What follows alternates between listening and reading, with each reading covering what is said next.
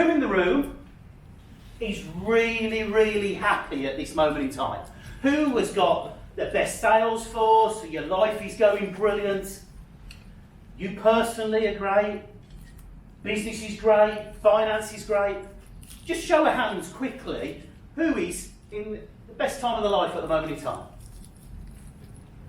Oh, come on, there's got to be one. A little half a hand. Mostyn, because he's sold his business recently. 2. Have a look around. That was 3 people. So if the rest of you don't want to put your hand up because you fear that you'll be ridiculed, or I'll probably come and ask you questions over it, or maybe you're not as happy as we portray to everybody. Because actually 3 in a size room of, what do we reckon's in here? 50 people? I've done this talk twice now, and I had 5 with 30 people and 4 with about the same. But I've never had 3 out of this room, of this size room. So you think about it, that's quite horrendous. That really we should be all putting our hands up. Shouldn't we? We've got high expectations, Mark. Eh? We've got high expectations. Yeah, that's can be a problem actually. So I went on the Oxford Dictionary and looked at what happiness actually was. So happiness is a feeling that comes over you when you know life is good and you can't help but smile. Well, there's only 3 of you apparently smiling in here today. Happiness is a sense of well-being, joy or contentment. When people are successful or safe or lucky, they feel happiness. Okay? So, this was me 5 years ago. So 5 years ago, I was really unhappy. I was working 70 hours a week. I've got staff issues. Everybody moans about staff, but, we gain a staff member, we lose a staff member. I'm just about to go on holiday and somebody resigns. We all know that sort of thing. I couldn't switch off. I mean, as an owner, we tend not to switch off anyway, but it wasn't in a good way. I felt like I was going backwards. So my business is 31 years old. This is my 31st year in business. So 5 years ago, I'd been owning it 26 years. You wouldn't have thought after 26 years that I thought I was going backwards. And it wasn't because I wasn't financially secure, I wasn't not running an unsuccessful business. We were very profitable, but personally I felt like I was going backwards. I was always on the phone 24/7. Customers would phone me to speak to me for support, because they knew if they phoned me, I'd probably then go mad at the IT guys that were on call or out of hours or whenever it was, because I'd be able to get results because they didn't think they could go direct to them. Now I know some of you in here feel the same, that customers phone you. I mean, I'm not being funny, if you've got to phone me for support, you've got serious problems. Because I haven't done tech for years now. But that's what the owners of the businesses that I brought on thought they'd got to do, was phone me and speak to me. So I used to see the numbers of the customers come up, and oh God, that sinking feeling when you see the name of that customer that was always the one that phoned you on a Friday night or a Sunday afternoon. So I've got customer issues. We were gaining a customer and we were losing a customer. Then we were losing a customer and gaining one. It felt like we were not going forward. Again, customers was always phones me. Holidays were a nightmare. My phone used to be next to me on the sunbed. I used to hate holidays. If at all possible, I didn't really want to take holidays, because it normally ended up more hassle, because I normally was phoning work trying to work out what the bloody hell they were doing. That's somebody phoning me now. Sorry. I felt like I was blagging it. I know a few people who I've had conversation with feel the same. I was running a business for 26 years, which a lot of people think if you're running one that long, you've got to be really successful. But like a lot of you, I'm uneducated. I don't have a shit load of exam results. I didn't go to university. I ended up running a business by default. Who am I to employ people that are graduates, that sort of thing? It's just somebody didn't sit comfortable with me. I used to think, why wouldn't somebody else just do something other than me? Why wouldn't they sell something other than me? Why is it me that's got to go and get all the big clients? Or deal with the problems? Why is it me when there's some money to be chased? And the finance guy who's employed to do finances couldn't get it in, but I make one phone call to him and they go, all right, mate, I'll get you checked tomorrow. Why couldn't they do that? It's just very frustrating. I'd had enough. I felt suffocated. Suffocated enough that one morning, 5 years ago, I was driving along on the M42 on the way to work. Actually, no, sorry, it was the M40. That's actually the motorway there. It just turns into the M40 in about 200 yards. And I'm sitting in a nice car. I'm not driving around in a heap of junk. I live in a nice house. My kids have all done really well. And there I am sitting in the car on my way to work, which is a half-hour journey. I'm 10 minutes in, and I start to cry. Well, at the time I would have been 46, and I'm crying on the way to work. What the hell? What have I got to cry about? So luckily my dad's a counsellor, and I phoned him up and I said, Dad, I'm crying on the way to work. What do I do? And he says, right, turn your car around, get Becky, who's your wife, get her to phone the doctors and get yourself booked in. I've just had a friend of mine's son who works for IBM jump out the third floor window that weekend. You need to get yourself home and go and see the doctor. What? Yeah, okay. So I drove home, booked an appointment. Luckily I live in a small village that got an appointment for me about literally half hour later. I walked into the doctor's, sat down with him. He asked me 20 questions. They've got a test they can do. And he sits there and he says, when I've done the test, he went, have you got a shotgun at home? What? What, are we going shooting? No, have you got a shotgun at home? I'm serious. No. I have a 2.2 rifle, not a shotgun. Okay. Why do you ask? Because you're clinically depressed and 3 people in the village have took their lives in the last 2 years. Wow. This guy, I've walked into the doctors thinking he's going to give me some vitamin C, and this guy's now telling me that I'm clinically depressed, and then he wants to know, he seriously thinks I'm that bad that potentially I could take my own life. I'm listening.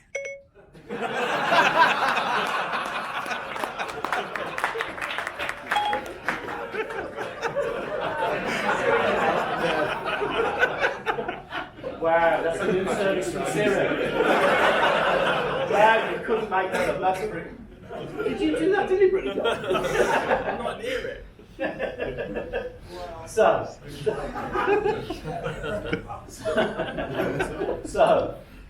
oh, I'm laughing at quite a serious thing. So it's good that you can laugh about these things. So, I'm being filmed by the way. So yeah, that was a massive shock, as I think it would be to anybody. That you were going to work for a normal day, you thought, you've ended up with a doctor saying, have you got a shotgun at home? Because I think you're probably going to top yourself. Shit.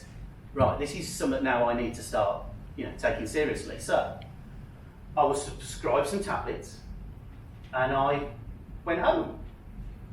And I pretty much stayed in bed for 6 months. I'd go to work for a few hours, I'd come home, but every time I go to work, the sigh of relief when I walked out of that door, it was just like the biggest weight off my shoulders. It was unbelievable. So I ended up, cutting a very long story short, I put managers in place at work, so I didn't have to be there. They knew what was sort of going on, but I never told anybody really. My wife was struggling with it because she's, we've got everything, we've got every possession, we're fine with money, why are you, can't get out of bed? My best mate was going, are you on the Smarties? Oh, come on, pull yourself together. And that was probably 80% of the people I knew said exactly the same thing. Because they couldn't understand why the hell you couldn't get your own arse out of bed. And to a certain extent I couldn't. And the end for me was, and that isn't a picture of me, but that's how I was, covers over my head. And I got to the stage where I don't care if I don't wake up tomorrow. After 6 months, I don't care. I've had enough. Because if all these trinkets I've got, all the watches, the cars, the suits, the house, everything, I don't really care. Now, next day, I woke up after feeling like that. And it embarrasses me that I felt like that, but that's just life. That's what it is. I decided that I was going to get my arse out of bed, and I was going to go back to work, and I was going to then start to get my life back together.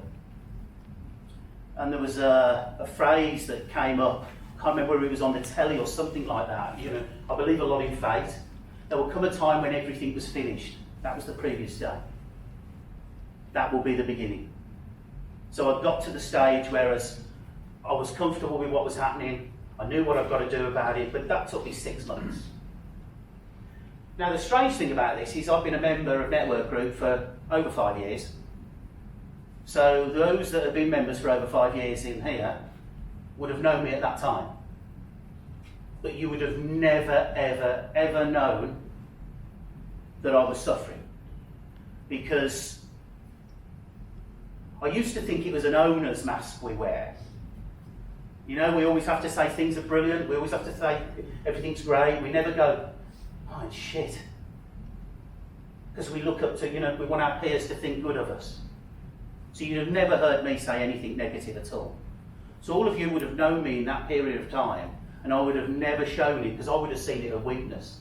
There's no way I would have ever spoke to you guys about anything, even individually, because I wouldn't want to be belittled.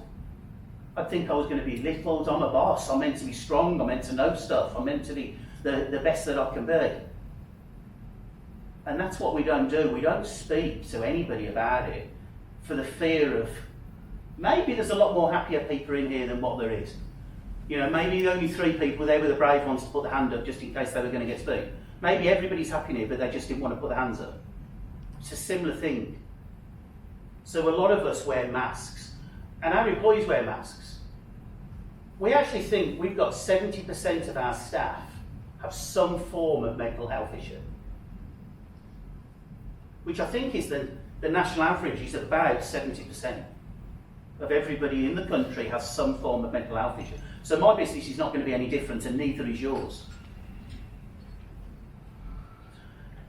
One day, I came home from work, and I'd never really been a reader, but a book arrived through my door, but I hadn't ordered it. I hadn't got a clue who it was from. It was just from Amazon. There was no invoice, there was no nothing. With a book. Oh, okay. So one night I was sitting there, I think it was summertime, I sat outside in the garden. It's ever such a short book. It's about a postman who does lots of things for people without asking for anything in return. And prior to that, I was a person that I wouldn't do anything for somebody without getting something in return. That's how I was. That's what I thought you've got to be as a businessman. You want to grow the business right, it's go and get what you can. So this book arrived, and I thought, well, someone sent it me, I better read it. And I've never read anything. It was about a postman in America, it's a true story. His name's Fred. That when he was doing his post rounds, and there was a newspaper sticking out of your letterbox, and he knew you were away, he'd go and push it in. He'd stop his van and push it in. If there was a parcel that was outside your front door, and he knew you were out, or you're on holiday, he'd go and put it in his van, and then he knew you'd be back, he'd bring it and give it to you. And that was so you didn't get robbed, or the parcel didn't get robbed. And he did all this just as a matter of course. That was who Fred was. Now at this time, in the old mask-wearing days, and you'd have known it, I had unbelievably low self-esteem. And believe it or not, I sort of do now. It's really, really hard to come and stand up here and speak, but it's something I know is so important to do that I'm almost getting a bit of a taste for it now. But I suffered from unbelievably low self-esteem, but because of my mask, you'd have never known that. this might be the first time you're actually seeing that side of me. And this is the reason I'm speaking. So, what can we learn from Fred? So, everybody can make a difference. You must continue to make value for others, and it doesn't have to cost a penny. We must do and add value above and beyond our job description. Success is built on relationships. Relationships are built on trust. People trusted Fred to tell him when they were going on holiday. I mean, I don't post when I go on holiday now on Facebook and that, because you don't know who else is watching to see that you're not in the house. You know, I'm away now for 2 or 3 days. I live out in the countryside. I don't want my wife to be in the house on her own and somebody see it. You know, we don't do that sort of thing. But with Fred, they trusted him to look after them. And he was only their postman. But he built that trust with them over the years. So, I read Fred, and I thought, wow, I'm like Fred. Well, Fred doesn't sound like he's got low self-esteem. He sounds like he's an absolute stunning guy. I thought I wasn't. It was all about the money for me. That's what I did. It was about money. That was the thing that drove me. But Fred wasn't doing it for money. He was doing it because he was a good guy. Wow, I want to be a good guy. That sounds good. It's just the start of a new chapter for me. So just reading one book was a catalyst 5 years ago.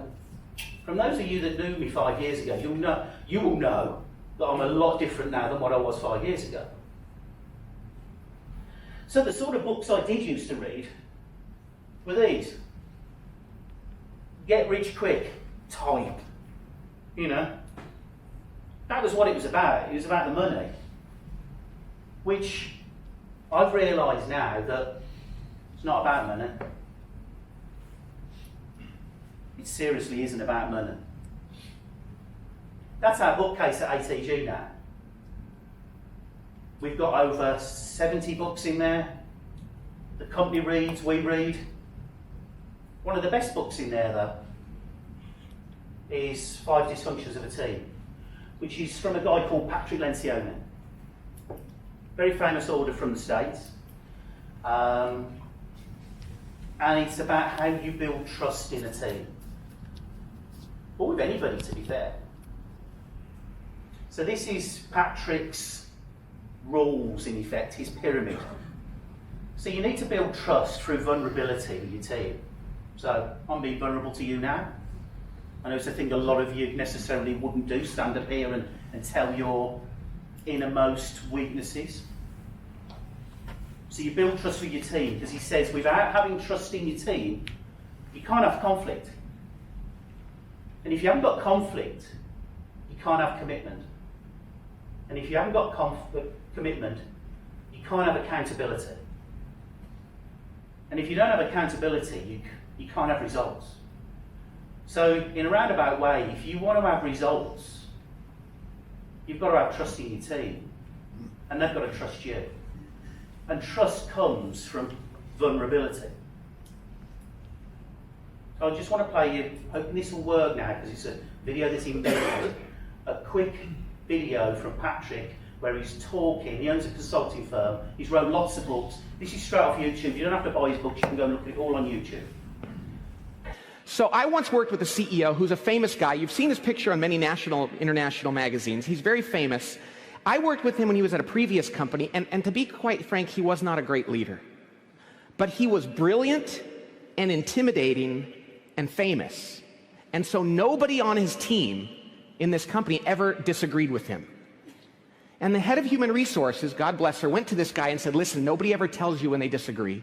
You're not benefiting from the opinions of the people on the team. You have to do something. And they agreed to do 360 feedback, to get feedback from the team, which is sometimes a good idea, sometimes not. Well, they asked my little firm to administer this 360 feedback tool to get feedback from his team. So we did, and we collected all the information from his team members. And then we gave him the results, and he proceeded to share those results with no one. And so finally the head of HR go over the results with your team. They're curious as to what they learned from what you learned. And he said, okay, I'll do it at the next staff meeting. And then he reluctantly, begrudgingly allowed me as an outsider who administered the tool to observe this meeting. And so I sat off to the side on a little chair that had wheels on the bottom of it, which will become relevant here in just a second. And he stood up and he said, okay, it says here I'm not a very good listener. Huh. What do you guys think? And they went around that table and said, well, I think you're a good listener. I do too. I think you're good. I don't think you're a bad listener. I don't have a problem with that. I think you're a fine listener. So do I. And I remembered, because I'd only written one book at this point in my career, and I thought, I could never put this in my books. Nobody would believe this, right? So he said, okay, good. The next one here says I don't give enough feedback or praise. Huh. I thought I'd gotten better at this. What do you guys think? Yeah, I think you're great at it. I think you've gotten much better. I don't think there's a problem with it. All the way around the table. And this is where, and I laugh about it now, but I remember this well. I was sitting there on my chair thinking, if I have any integrity as a consultant, this is where I have to lose a client or put one in jeopardy, right? So I got on my little chair and I was like, eek, eek, eek. And I remember this well, I'll never forget it. I rolled up right next to this famous CEO and I said, excuse me, but you guys are the only people who filled this survey out, so somebody had to write this. Very quiet in the room. So the head of marketing, poor guy, slowly raised his hand, said, yeah, I think you could give more. I'd like to get more. I mean, my team would like to get more feedback and praise from you. And, you know, they only hear from you if they screw up, and I think it'd be nice if you told them if they did something well. So, yeah, I think that I wrote that on my form. I can vouch for that. I think you could improve in that area. Silence. Till the head lawyer goes, not me, I think you get plenty of praise. Everybody else said, so do I don't understand what he's talking about. And they killed the guy. I'm melting. Now, the moral of that story is this. That's the day, first of all, that CEO lost all credibility. Secondly, that's how he sent a message to the team, I'm never going to be vulnerable, you guys shouldn't be either. You know, eventually that company spun out of control and went out of business or sold off for a fraction of its worth. You know what the Wall Street Journal said? They had strategic problems. They had some errors in their product. But those were downstream symptoms of the real problem. The real problem was that there was no trust on that team. And it started with the leader who couldn't be vulnerable. Now, he didn't have to do anything weird. All he had to do was stand up there and say, hey, you guys, I know I've got some issues. I've heard about this in performance reviews throughout my career. And, well, my wife tells me this once a week or so. And I know that I'm not great at it. I'll give it a shot. I'll try to get better. I don't know that I'll ever be great, but I'm going to try, and I appreciate your feedback. That's all he had to do. But he stood there instead like the emperor with no clothes, with his big old bottom hanging out, like, how do I look, guys? And they're like, you look fine, boss. And everybody said, don't admit you've got problems. Any ideas why those employees wouldn't tell the truth to the boss? Have you got any ideas? Fear of judgment Fear. lack of trust. Lack of trust. Anything else? You want to be vulnerable. Want to be vulnerable.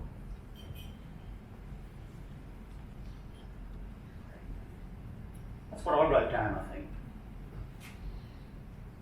Fear of being rejected, fear of being singled out. You know, asking you guys to, who's happy? You know, only 3 put the hand up. Maybe there's 20, but you didn't want to be singled out. You wouldn't be ridiculed for being happy, but, you know, telling your boss something that he necessarily might not want to hear. If you want success in your business, then you need to have trust running throughout, and that can take time. The quickest way to build trust is through vulnerability. We can all be classed as trustworthy, but you have to be vulnerable to be trusted. How do we start to build trust? Think about it. How do you make friends now? It might sound a bit stupid, but how do you make friends? How do you fall in love? I'm not expecting you to put a red pair of silky pants on and some roses for your employees, but you know how to fall in love. Surely all of you at some time in your lives. Maybe not all of you, but... Building trust is just how we build relationships. Nothing too complicated. You've got to do what you say you're going to do. So as an owner, when you say you're going to do something, for God's sake do it, that's a really quick way to lose trust. Be vulnerable to one person at a time. Now I know I'm doing it to a group of you here, but it's so much more powerful when it's a one-to-one at work. It's the words we use. It's how we show up. About being honest. And above all, being ourselves. Because we should attempt to be somebody that we're not. And the masks that we all wear isn't us. The mask, what we think other people want to see of us, or want us to be. A lot of us in here are leaders. Most of us are leaders. So the first thing you've got to do as a leader is to lead. That's why you're called a leader. It's about going first. You can't expect them to be vulnerable to you first, then you'll be vulnerable back. You've got to be first. So, question for you to think about. Could you be vulnerable with your employees? Now, for all the answers that we saw earlier on, because of what I've stood up and done today, do you think I'm weak for doing that? The fear that I had for not doing it to my employees and wearing the mask was that I thought I'd be ridiculed. You guys going to ridicule me now? Because actually, if you did, I'm not bothered. Why would it bother me? Because if that's how you think, you don't mean anything to me if that's how you're going to treat me. So if you've got employees that are going to do that to you, then maybe they shouldn't be employees. So I don't think I'm weak. I think it's probably one of the most powerful things you can do. Because I'm putting trust in you lot that you won't ridicule me. That all 50, 60 of you won't. You won't all take the pee. You won't all think I'm weak. You won't all now stop speaking to me because you think, well, he's not a boss. Because look at him. So it's had the opposite to what our brains tell us. So what do you think in your business? Actually, everywhere, but in your with businessmen. So what would you think in business ladies? What do you think would happen if you had trust in your workplace? So staff would feel included, and they'll work as a team. You'll all know each other's strengths and weaknesses. Because people will be prepared to tell you their weakness. You'll have a newfound open and honesty in the workplace. Staff will feel empowered. Your staff retention will increase, guaranteed. It creates a caring environment in the workforce. Staff will tell you when they're struggling rather than failing and letting you down and letting themselves down. But the other thing is, you'll be also open to sharing that you can't do what you think you're going to do. Because as a boss, I know, I used to think I used to know everything. I had to know everything. Everybody used to come to me for the answer, I used to give it them. So I had to know it, because I thought that's what a boss had to do. But now I'm quite comfortable going, I don't know how to do that. And the difference is how they jump on it and sort it out. It's unbelievable. So that's just from having trust in the work. So still feel like it's not for you? Still feel like you couldn't do it? I chose the title at the start, How to Earn More Money in as Quick a Time, because you know what? That's what most people want. That's what most people in the bar of a night, how much do you charge? Oh, you're £60, how can you do it for 60? We're only 25. You think it's about money. It's not. So since I've been working on this for the last probably 4 years, I've reduced my working hours at ATG from 70 hours to 26. I finish at 3 o'clock every day, and on a Friday I go and take my wife out for lunch at midday. I haven't had one phone call while I've been here. I mean, I've been here since Monday night. I've had no loss of staff for 4 years. Before that, we were losing staff all the time. 4 years. Think about that if you think about money just in recruitment costs and training. How getting on? We've had a 24% increase in turnover last year. Oh, that's all right. 24%, that's good. We did a 110% net profit increase last year. We've been working 26 hours, not 70. Because I'm allowing people now to do the job that they're paid to do. Because we've got trust. And if you think of Patrick Lencioni's pyramid, we can't hit the figures if we haven't got trust. So I'm working less hours, I've lost no staff, and I'm earning more money. Bit of a no-brainer. I wish I'd have known that 30 years ago. We've won multiple industry awards. We've never won an award after 26 years. We've never won one. We've won 4 now.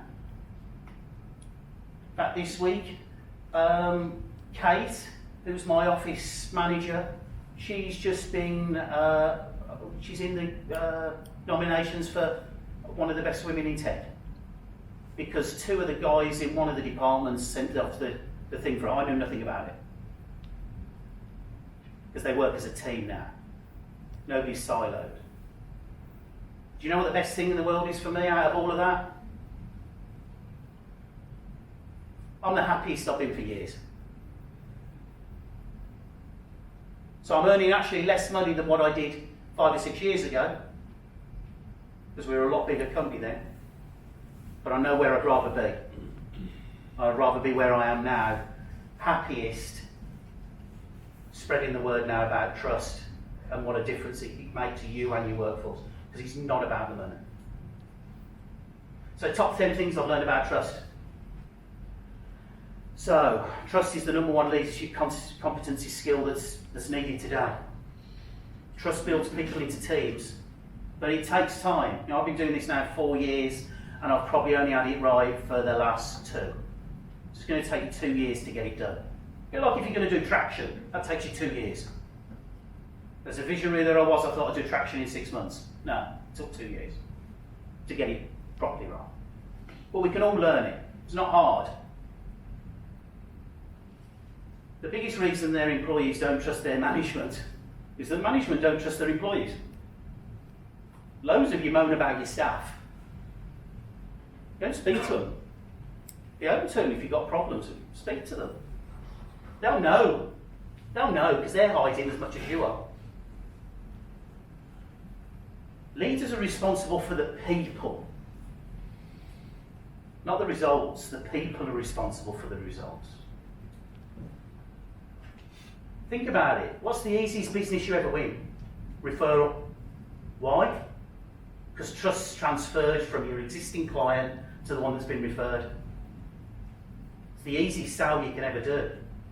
A referral business.